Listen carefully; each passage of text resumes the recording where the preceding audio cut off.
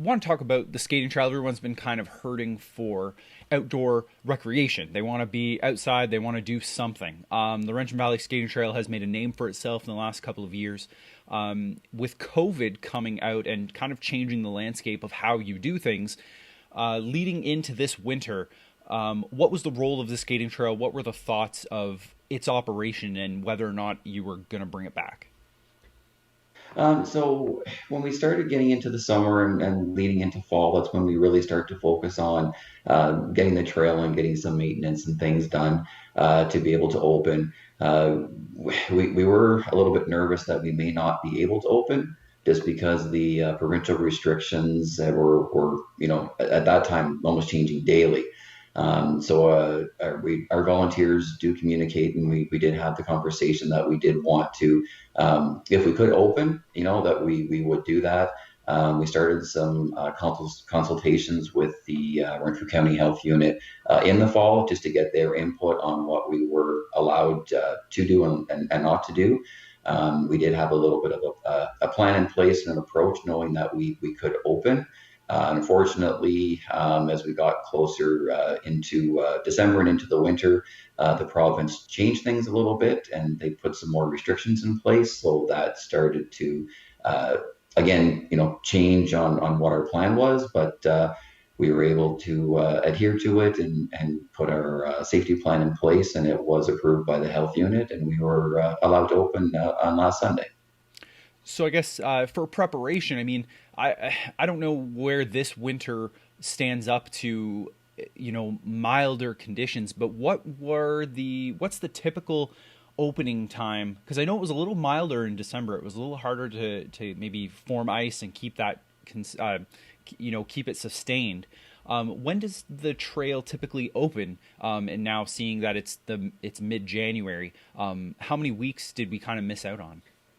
Yeah, from our first year, we sort of we got better at making the ice and understanding. It's a little bit different on a forested trail than a flat ice surface, but we're probably about 2 weeks behind where we would normally be.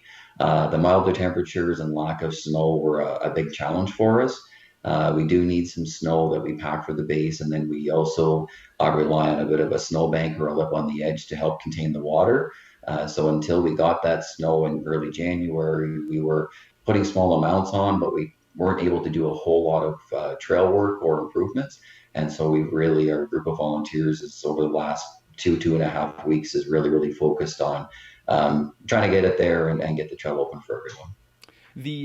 The conditions. We're doing this interview on January 26th, and the temperatures are staying relatively cool. What are the conditions of the trail? You guys have just recently opened at the time of this interview.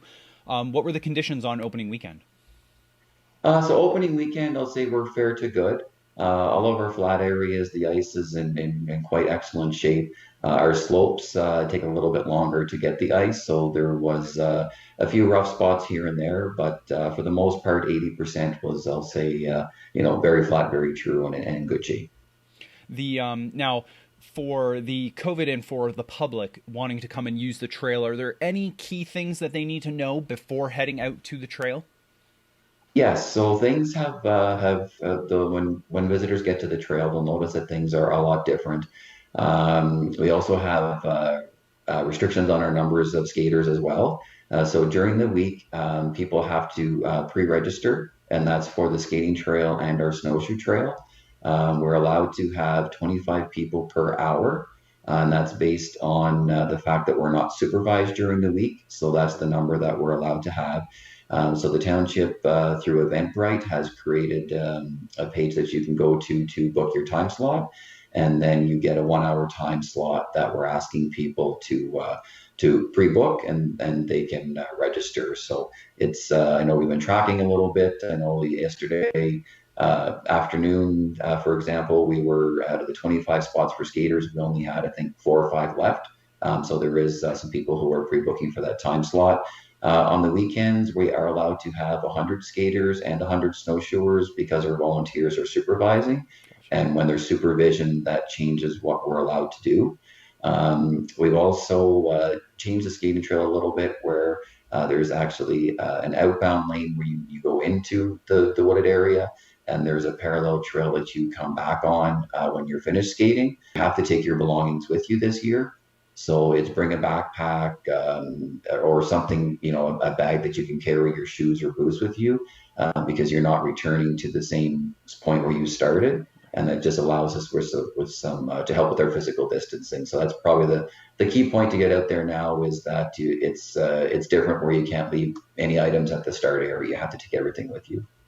Now, finally, where is the best place for them to get any information in regards to spots and booking? Where can they find that link? Where's the fastest way to get it? So they can either go to the township's website, which is lvtownship.ca, or they can just go to Facebook and search for the Township of Laurentian Valley, and the link is there to the Eventbrite booking for the weekly time slots.